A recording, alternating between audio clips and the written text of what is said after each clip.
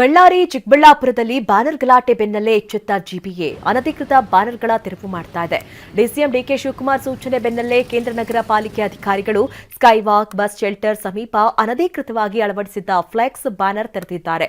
ಶಾಂತಿನಗರ ವಿಭಾಗದಲ್ಲಿ 7, ಸಿವಿ ರಾಮನ್ ನಗರದಲ್ಲಿ 6, ಶಿವಾಜಿನಗರದಲ್ಲಿ 13, ಚಿಕ್ಕಪೇಟೆಯಲ್ಲಿ 22 ಹಾಗೂ ಗಾಂಧಿನಗರದಲ್ಲಿ 3 ಹೋರ್ಡಿಂಗ್ಸ್ ತೆರವು ಮಾಡಲಾಗಿದೆ.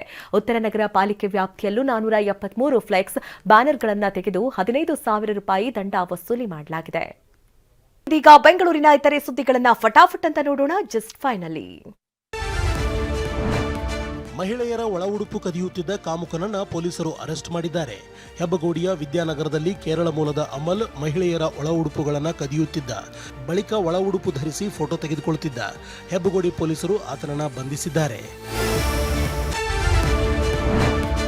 ಆಕಸ್ಮಿಕ ಬೆಂಕಿಯಿಂದ ಗುಜರಿ ಶೆಡ್ಗಳು ಹೊತ್ತಿ ಉರಿದಿವೆ. ಎಲೆಕ್ಟ್ರಾನಿಕ್ ಸಿಟಿಯ ಬಳಿಯ ಎಸ್ ಬಿಂಗಿಪುರ ಕೆರೆ ಸಮೀಪ ಈ ಅವಘಡ ಸಂಭವಿಸಿದೆ.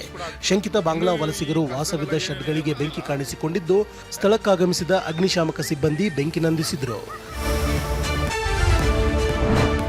ಬೆಂಗಳೂರಿನ ಮಲ್ಲೇಶ್ವರಂ ಐಕಾನಿಕ್ ಸ್ಥಳಗಳಲ್ಲಿ ಒಂದಾಗಿದ್ದು, ಸಂಪಿಗೆ ರಸ್ತೆ ಶಾಪಿಂಗ್ ಪ್ರಿಯರಿಗೆ ಅಚ್ಚುಮೆಚ್ಚು. ಗ್ರಾಹಕರು ಉಚಿತವಾಗಿ ವಾಹನಗಳನ್ನು ಪಾರ್ಕಿಂಗ್ ಮಾಡಿ ಹೋಗ್ತಾ ಇದ್ರು. ಆದರೆ ಈ ರಸ್ತೆಯಲ್ಲಿ ಪೇ ಅಂಡ್ ಪಾರ್ಕಿಂಗ್ ವ್ಯವಸ್ಥೆ ಜಾರಿ ಮಾಡುವುದಕ್ಕೆ ಬೆಂಗಳೂರು ಪಶ್ಚಿಮ ನಗರ ಪಾಲಿಕೆ ಮುಂದಾಗಿದೆ. ಸಂಪಿಗೆ ರಸ್ತೆಯ 11, 15 ಹಾಗೂ 18ನೇ ಅಡ್ಡ ರಸ್ತೆಗಳಲ್ಲಿ ಪಾರ್ಕಿಂಗ್ಗೆ ಶುಲ್ಕ ಸಂಗ್ರಹಿಸಲಿದೆ. ಪಾಲಿಕೆ ನಿರ್ಧಾರದ ವಿರುದ್ಧ ಗ್ರಾಹಕರು ಅಸಮಾಧಾನ ಹೊರಹಾಕಿದ್ದಾರೆ. ಪಿಯು ವಿದ್ಯಾರ್ಥಿಗಳಿಗೆ ಶಿಕ್ಷಣ ಇಲಾಖೆ ಬಿಗ್ ಶಾಕ್ ನೀಡಿದೆ. ಸ್ಟಡಿ ಹಾಲಿಡೇಗೆ ಪದವಿ ಪೂರ್ವ ಶಿಕ್ಷಣ ಇಲಾಖೆ ಬ್ರೇಕ್ ಹಾಕಿದೆ. ಪೂರ್ವ ಸಿದ್ಧತಾ ಪರೀಕ್ಷೆಯ ನಂತರ ಸ್ಟಡಿ ಹಾಲಿಡೇ ನೀಡದೆ ಗ್ರೂಪ್ ಸ್ಟಡಿ ನಡೆಸಲು ಮುಂದಾಗಿದೆ. ಪಿಯು ಫಲಿತಾಂಶ ಸುಧಾರಣೆಗೆ ಇಲಾಖೆ ಮಹತ್ವದ ನಿರ್ಧಾರ ಕೈಗೊಂಡಿದೆ. ಪರೀಕ್ಷೆ ಮುಗಿಯುವವರೆಗೂ ವಿದ್ಯಾರ್ಥಿಗಳು ಕಾಲೇಜಿಗೆ ಬರಬೇಕು. ಕಾಲೇಜಿನಲ್ಲೇ ಮುಖ್ಯ ಪರೀಕ್ಷೆಗೆ ತಯಾರಿ ನಡೆಸಬೇಕೆಂದು ಸೂಚಿಸಲಾಗಿದೆ. ಬೆಂಗಳೂರಿನ ಬಸ್ ಪ್ರಯಾಣಿಕರಿಗೆ ಕರ್ನಾಟಕ ರಾಜ್ಯ ಪ್ರವಾಸೋದ್ಯಮ ಅಭಿವೃದ್ಧಿ ನಿಗಮ ಗುಡ್ ನ್ಯೂಸ್ ನೀಡಿದೆ. ನಾಳೆಯಿಂದ ಅಂಬಾರಿ ಡಬಲ್ ಡೆಕ್ಕರ್ ಬಸ್ಗಳು ರಸ್ತೆಗಿಳಿಯಲಿವೆ.